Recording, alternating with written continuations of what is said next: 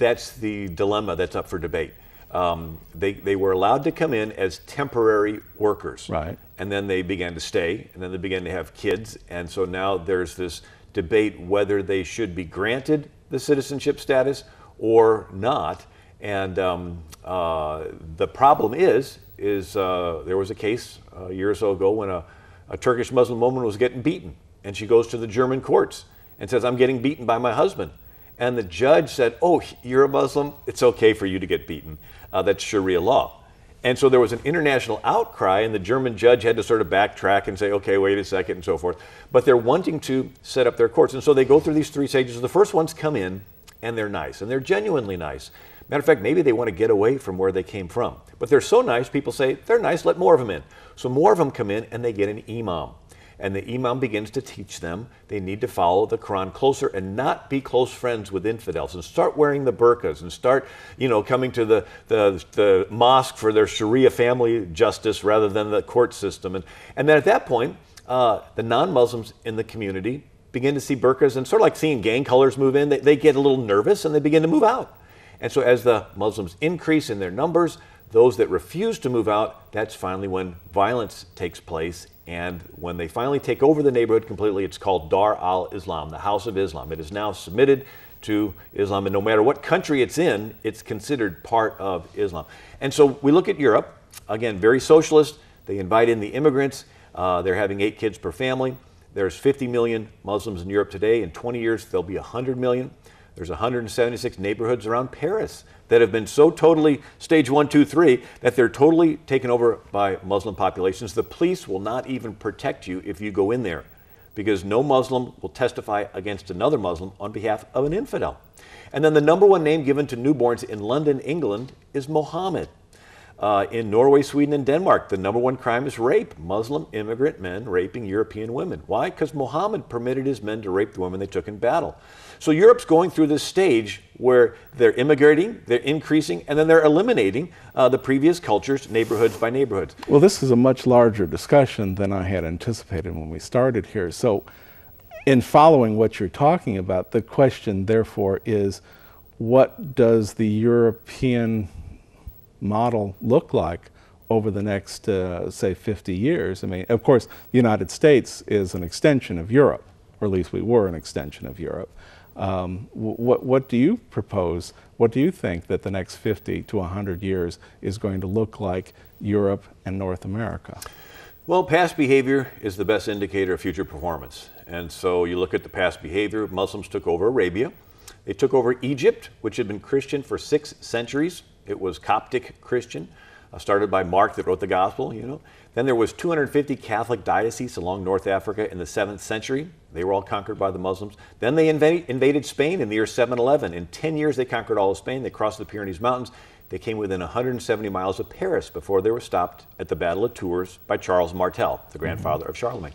Then they conquered North Africa, enslaved over 180 million Africans, and castrate the men, make them eunuchs in their harems, and they have the sex trade with the women. They did sell 10% of them to the terrible European slave traders that brought them to the New World. But every slave brought to the Americas was purchased at a Muslim slave market. Then the Muslims conquered Jerusalem, which had been Christian for 3 centuries. From 313 AD, when Constantine legalized Christianity for the Roman Empire, up until 638, when Caliph Umar conquered it. Then the Muslims conquered Syria, which was the first country to officially declare itself Christian in the year 265 AD. After Latin and Greek, there were more Christian writings in Syrian than any other language. And then they were conquered by the Muslims. Then they conquered toward Pakistan and Afghanistan and Persia, which had been Zoroastrian. And then the Turks, one of the Mongolian tribes, converted to Islam. And they invaded what is today Turkey, but back then it was the Byzantine Empire. It was all Christian. This is where John spoke and Paul spoke, and Ephesus and Galatia and Colossae and Antioch. And so the Byzantine Empire, which was very proud, they saw themselves as the true Christians, and the Latin West they viewed as the church split. But this Byzantine emperor had to humble himself, beg the West for help. The West sent help. It was called the what? The Crusades. Crusades, right. So there was 9 major crusades over 200 years. The first one took back Jerusalem for 100 years. Richard the Lionheart led the 3rd crusade. And guess who led the 7th and 8th crusades against the Muslims? St. Louis. Oh. St. Louis was King Louis IX, the King of France, and he led the Seventh and Eighth. He was the most powerful monarch in Europe at the time. He led the Seventh and Eighth Crusades against the Muslims. The Muslims would turn the Christian churches into mosques, take the church bells, melt them into cannons, take the boys from the Christian families and force them to become Muslim soldiers and put them into the army to fight the next Christian city. They were called Janissaries. And if they were pretty, they went into their pederasty, their homosexual culture. I mean, a sultan could have 1,000 wives and boys were just spoils of war. But they would also again, dig up the bones of the Christian saints, give them to the dogs. So the most popular Byzantine saint was St. Nicholas. He lived during Roman times and was generous, gave to the poor. And so these Byzantines had a tradition of gift giving on the anniversary of his death. Well, 988 AD, Vladimir, the Emperor of Russia, converted to this Eastern Orthodox version of Christianity, adopted Nicholas as the patron saint of Russia. So this guy was popular, had a big cathedral, but when the Muslims invaded in the year 1087 into what is today Turkey, the Christians moved the bones of St. Nicholas to Italy, a little town called Bari, Italy. And that introduced St. Nicholas and this tradition of gift giving to Western Europe, and eventually the Dutch brought it to New Amsterdam, which became New York, and the Dutch pronounced St. Nicholas Santa Claus. So we would not have a Santa Claus over here had it not been for a jihad over there. And then, of course, they continued to invade, and in 1453, the capital of Europe was Constantinople, was finally conquered by Sultan Mehmed II. And again, he turned the St. Sophia's into a mosque. And this ended land trade with India and China. And so that is when the Europeans looked for another route. And Columbus said, I know a shortcut to get to India and China, sail west. So Columbus would have never set sail over here had it not been for a jihad. The failure of Constantinople in the fall of Constantinople, early 1400s. May 29th, 1453. And so, again, a track record. And so in the Muslim memory, they have these great heroes, these great leaders who were religious leaders and political leaders and military leaders. And so that they're sort of like the example, and so they see themselves as fitting, the fundamentalist ones today see themselves as fitting into that mold, into that pattern. Now there are moderate ones that want to separate from that.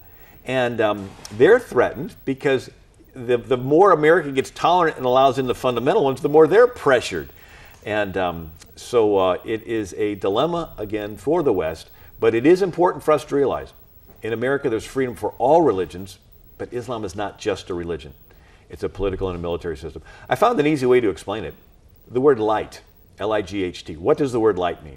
Well, light is a source of illumination, like a lamp, like the sun. Okay, that's a thing that is a noun.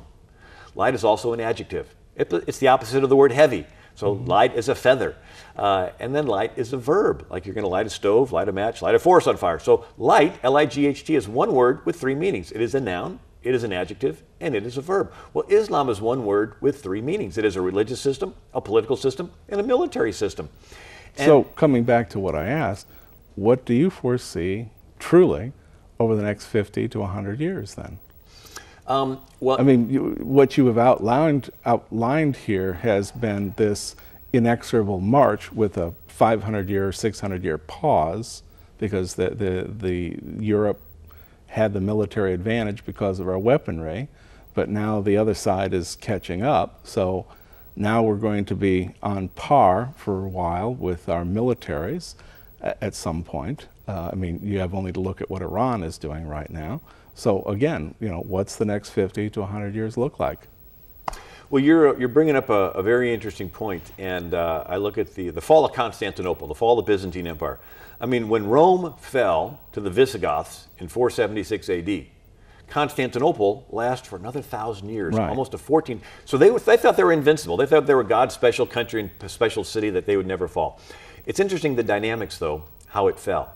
There were Western merchants, the Venetian and Genoan merchants, who would actually sell military goods to the Ottoman Muslims for a buck, fully realizing that this would be used against the defenders of the Byzantine Empire in Constantinople. But they figured, hey, if they don't buy it from us Venetians, they'll buy them from those Genoans.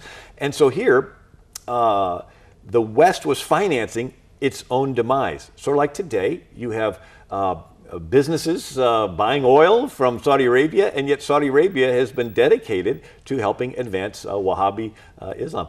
Another interesting little scenario is Constantinople had a need for defenders, but they didn't have any money. The Fourth Crusade sort of robbed them of all their money. And so there was a Hungarian cannon maker named Urban who offered his services to Constantinople. They couldn't pay him, so he defects, and he works for Sultan Mehmed II, taking these Byzantine church bells, melting them down. He made the largest cannons in the world. One of them was 27 feet long. It could shoot a 1,200-pound stone cannonball over a mile. It took him 140 days to drag these things to the walls of Constantinople. And I just can't help but see the analogy to Russian nuclear scientists that couldn't get paid, defect, and work for Mahmoud Ahmadinejad, helping him to build the largest cannons in the world, but instead of gunpowder, it's nuclear power. So it's Western military technology used against the West. And here they were shooting these cannonballs at the walls of Constantinople, a little bit here and there. And a Venetian military merchant said, hey, you're doing it all wrong. You need to hit a little bit here, a little bit over there, and then hit it in the middle so you make a V, and then that whole section of the wall crumbles. And they're like, oh, thanks a lot. So, I mean, here the West was training them how to, and so... well, all right. So we've only got like 3-4 minutes left. So we really have to get down to it here. They've made considerable progress, the Islamic community, in a very short period of time. In less than 100 years, they've gone from really being backwoods people to where they're becoming a very, very dynamic society. What's wrong with them? Why is it that we shouldn't just embrace? Our Constitution, that's the problem. We have this idea that everybody's equal. Sort of mentioned in our Declaration of Independence, all men are created equal and endowed by a creator. There is no equality in Islam. Infidels are not equal before the law to believing Muslims. Women are not equal to men. It takes 2 women to testify in court against 1 man. A woman gets half the inheritance that a man gets. All a man has to say is, I divorce you 3 times, the woman's out the door with nothing. No access to the kids, no alimony. A man can have 4 wives, a woman cannot have 4 husbands. Surah 434 says a man can beat his wife if he doesn't obey her. So that doesn't say the woman can beat the husband.